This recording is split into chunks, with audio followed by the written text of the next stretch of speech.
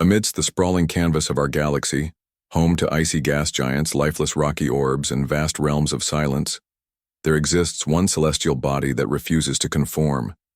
K2-18B, a distant exoplanet orbiting a cool red dwarf star over 110 light-years away in the Leo constellation, has emerged as a remarkable anomaly.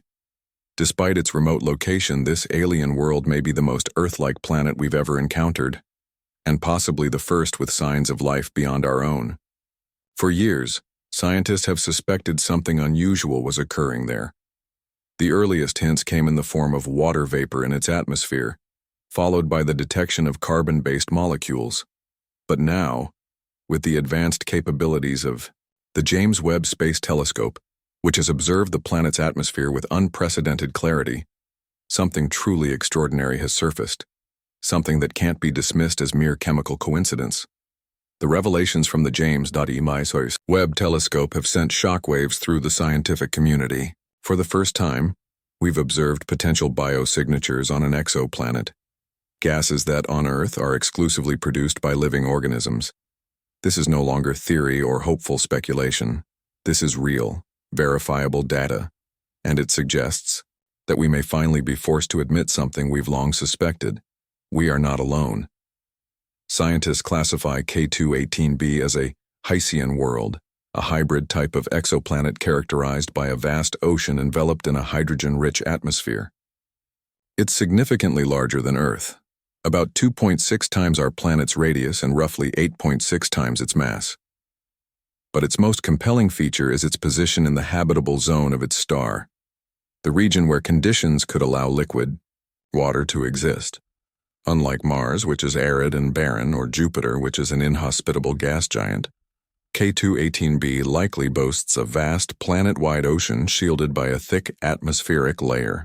This combination not only helps regulate surface temperatures, but also protects the planet from harmful radiation, making it an excellent candidate for hosting life.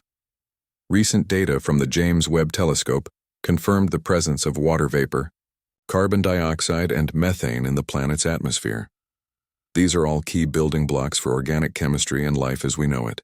In a hydrogen-rich environment, their presence together paints a compelling picture, one in which biological processes might be shaping the atmospheric composition. Then, in 2025, came a discovery that truly startled scientists. Data from Webb's mid-infrared instrument revealed not only carbon-bearing molecules but also dimethyl sulfide, DMS, a chemical compound that, on Earth, is almost entirely produced by living marine organisms such as phytoplankton. Detecting DMS in an exoplanet's atmosphere is akin to discovering a trail of oxygen on Mars. It's not just a chemical anomaly, it's a biological fingerprint. Even more astonishing was the identification of dimethyl disulfide, DMDS, another complex molecule linked to microbial life in Earth's oceans.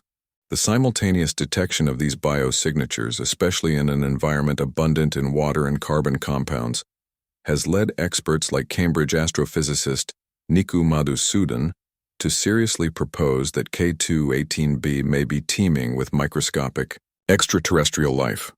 These are not speculative headlines or sensational claims. These are molecular discoveries that are consistent, peer-reviewed, and statistically significant. For the first time, the scientific world is earnestly considering the possibility of an oceanic world beyond our own, one that may be biologically active and alive beneath its waves. So what kind of organisms might inhabit K2-18b?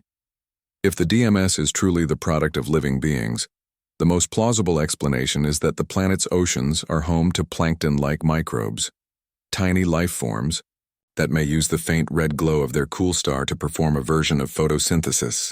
However, some researchers suggest more intricate life might be possible. Theorists have imagined filter-feeding creatures reminiscent of Earth's earliest multicellular life, drifting through nutrient-rich waters, absorbing organic compounds, and leaving behind detectable chemical trails. A few even speculate about creatures akin to flying fish, organisms that, in the planet's low-gravity and high-pressure environment, might be capable of short atmospheric jumps. In many ways, K2-18b might mirror an ancient Earth, not as it exists today, but as it was 3 or 4 billion years ago, when life was just beginning to flourish in our oceans and slowly transform the planet's atmosphere. As more data arrives, a new ethical debate has emerged. If K2-18b is truly inhabited, should humanity attempt to communicate with it? Some scientists urge caution. Physicist Mark Buchanan warns that initiating contact with an unknown biosphere could either jeopardize Earth's safety or threaten the fragile balance of a foreign ecosystem. Ethical philosopher Dr. Anthony Milligan adds that we carry a moral responsibility to proceed with care, not only for our own protection, but for the sake of any life that may be evolving on that distant world. Yet others, like astrophysicist Avi Loeb, argue that any civilization advanced enough to intercept our signals would already be aware of our existence and likely indifferent.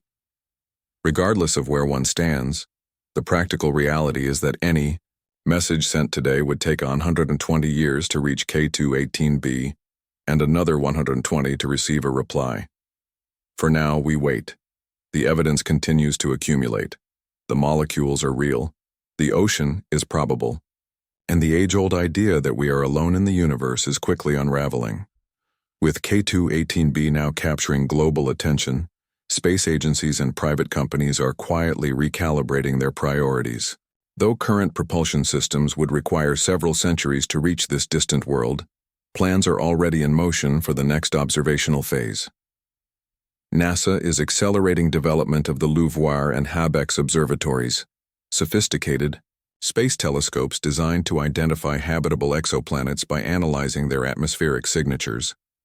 The European Space Agency and China's CNSA are also planning missions to monitor planets like K2-18b in high detail. At the same time, the concept of launching an interstellar probe is gaining momentum. Breakthrough Starshot, a bold initiative backed by scientists and billionaires, envisions using laser propulsion and ultralight solar sails to send tiny probes at 20% the speed of light. If successful, these missions could reach K2-18b in East-Yab, about 500 years, a long wait by human standards but a blink of an eye in cosmic terms. Though we may never set foot on its shores, we may still witness a message crossing the stars, reaching life beyond Earth for the first time. The scientific implications are enormous, but the cultural and philosophical impact may be even greater. Around the world, spiritual leaders, theologians, and philosophers have begun to reflect on what this potential discovery means. Some interpret it as confirmation that life is not an isolated miracle, but part of a greater cosmic narrative, a universe built not for silence, but for consciousness. Others react with fear, unease, or denial, warning that our worldview may not be prepared for such a seismic shift. Meanwhile, social media buzzes with hashtags like K2Alive and Ocean World. Documentaries and fiction based on the discovery are already underway. Governments remain measured in their public statements, balancing enthusiasm with caution. But beneath all the noise lies something profound, a growing recognition that we are not merely seekers in the cosmos. We may also be the ones being seen. As curiosity surges, so too does concern for ethical responsibility.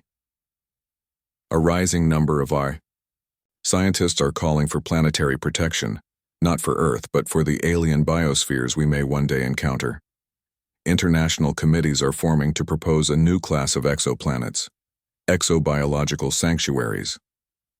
These would be worlds like K2-18b, where signs of life have been found, and which must be studied remotely to prevent contamination.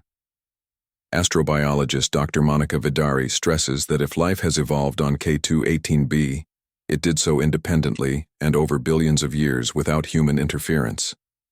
We have no moral authority to disrupt it.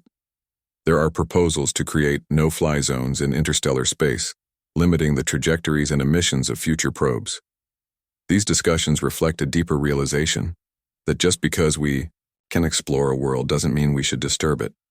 Because even if those oceans are silent now, even if that life is microbial, it still represents the first known kin we've discovered in the vast expanse of the universe. If we are wise, we will choose to listen before we act. Perhaps the most humbling aspect of K2-18b is not what it reveals about extraterrestrial life, but what it shows us about ourselves. This could be a planet with oceans, clouds, and primitive life forms, just as Earth once was long before humanity ever emerged. Studying K2-18b is like peering into our own past. It reminds us how delicate life is, how rare the right conditions are, and how valuable our own world remains. Some scientists believe that examining this planet could help us unlock the secrets of life's beginnings and offer insights into safeguarding our biosphere from destruction.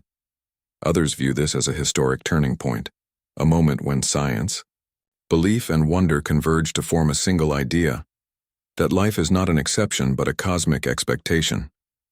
In the cold reaches of deep space, we may have found not an alien but a mirror, a reflection of what we were and what we still might become. K2-18b is no longer just a distant point in space. It's no longer a data entry in an astronomical catalog. It has become something more, a gateway to another possibility.